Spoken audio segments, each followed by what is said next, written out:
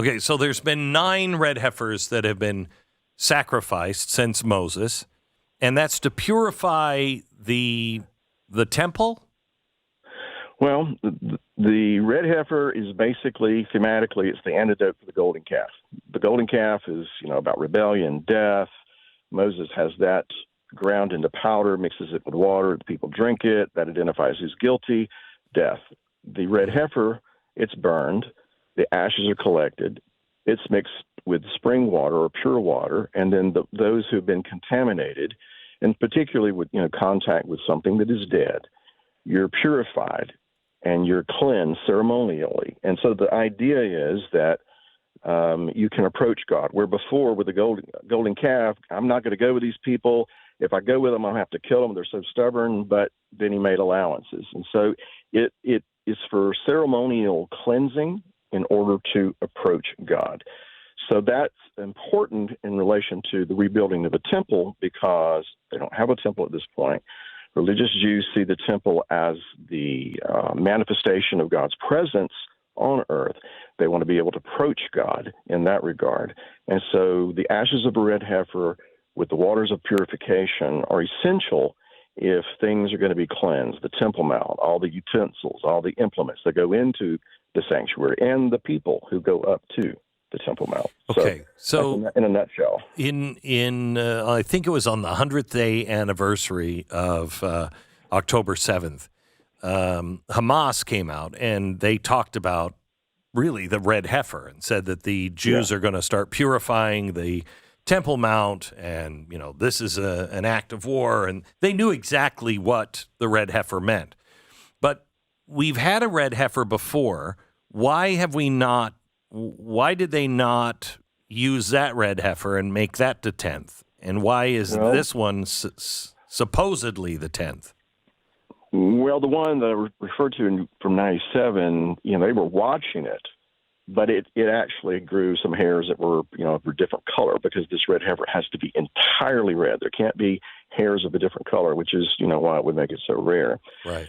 So my understanding is at this point, among these red heifers, they feel like they have some that are still qualified, that would be eligible to be, slaughtered and burned, et cetera. So, as far as the Muslim world, and particularly, the likes of Hamas and Hezbollah and people like that, that's going to get them up in arms. And so that's I would say that's what makes it a little different, is that they're reportedly among these red heifers some that they feel are qualified to be slaughtered for that purpose. And they've already built the ramp, I guess, to the altar, and they've built an altar, which I don't know if that's been done before. And they're claiming that before the Passover, somewhere around this time, that they're going to slaughter the heifer and burn the heifer ceremonially. Correct? Well, from what I understand, let me backtrack just a minute. An altar, there were people who had built quote-unquote altars in times past to make a statement, a political statement. I mean, 67, religious Jews have been pushing to rebuild the temple. Mm-hmm. In 1990, I was in Jerusalem at the Western Wall, and a group that wants to see the temple rebuilt came in with what they said was going to be the cornerstone of the temple.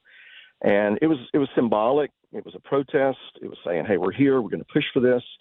So through the years, there have been different things that have happened. And it seems to me it's particularly around the time of Passover when you hear all this chatter, and also in the fall feast around the Feast of Tabernacles. So as far as this altar, I've heard rumors. I haven't seen anything that's absolutely verified. But here's the issue. If a group of people have red heifers and even go so far as to slaughter it and burn the ashes, is that going to be accepted by the greater religious community? Right. That's uncertain, frankly. Yeah, because who has the authority to do it? Well, that's just it. It's entirely possible, and I want to underscore that word "possible," that the group that is pushing this right now, who have these heifers, if there is one that they deem to be qualified to be slaughtered and burned, okay, so they do that. is the greater religious community going to regard that and accept it? Here's another issue. What about the Israeli government? I tend to think they're going to frown very much on that. Very much so. So you could have ashes. They could do it. They could have ashes that are just sitting there. Point being is just because you have a red heifer, and I'm not saying that's unimportant, but just because you have a red heifer, and even if they burn it, which is when I'll perk up and take notice, even then, if you have the ashes, that doesn't necessarily mean that you're going to start next week in rebuilding the temple. Right. Because if they burn a red heifer, Glenn, everybody's going to hear about it, including the Muslim world, including the Israeli government. That would be a provocation. Now, one day it's going to happen, but is it now? Who knows? So, Bill, the people who are doing it are the people from the Temple Institute, who, from what I understand, I was over there. I talked to some of them while I was over there last couple of times. They say they have everything that is required to rebuild the temple. They say if the temple, if it could be cleared so they could build it, they have everything they need to build it, except for the red heifer at the time, and permission to go up on the Temple Mount and build it. Is that true? Do they have everything?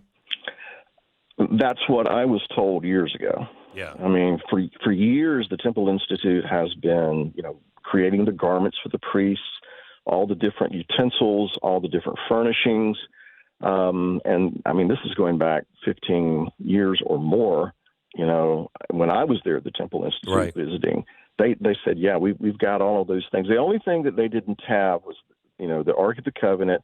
And as you said, there was an eligible red heifer for the waters of purification. So I think, they're very, very motivated to see the temple rebuilt. But I believe that they also realize that it's not just getting everything together and boom, here we go. There's a lot of things that are going to have to be considered. So what has to? We've made a lot of progress, and these things could take 1,000 years to check off the last couple, and it could happen tomorrow. You never know. How far down the line are we on the known prophecy of the things that have to happen before, the clock starts ticking for the return of Christ? Well, I think the clock has already started ticking. Now, let me say this. When it comes to Bible prophecy and being fulfilled, it is my experience that it almost never happens the way we think it's going to happen. It just always happens the way it's written. And then when it happens, we go, oh, that's what he meant, So it doesn't happen necessarily according to our interpretation. It happens the way God says it's going to happen. So that being understood, here's Bill's opinion. When seasons change, the weather changes. And every spring in our part of the country, and you're familiar with it there in Texas as well, when springtime comes around, you have the potential for violent weather. Mm-hmm. And sometimes we get severe thunderstorm watches, but then if the conditions, worsen, then it can become a warning. My opinion is this constitutes a thunderstorm watch. It doesn't mean that we're under a warning. It doesn't mean it's necessarily imminent. Now, things can change tomorrow, as you said, and all bets are off, and everything's going really fast. And when you say that this is a warning, not a watch, you're talking about the red heifer. I'm thinking that the presence of red heifers constitutes, if I can put it this way, we're under a thunderstorm watch, not a warning. Mm-hmm. Doesn't mean that the rebuilding of a temple is imminent. It means that there are people in the land of Israel who want to see that happen. They've been working toward that. They've been preparing for that. They're going to have everything in place when the time is right, at least in their eyes. And can I say this as well? Sometimes the Bible describes things that, the Bible prescribes, God said, don't eat the fruit of that tree. Mm-hmm. And then the Bible describes what people do. And they ate the fruit of that tree.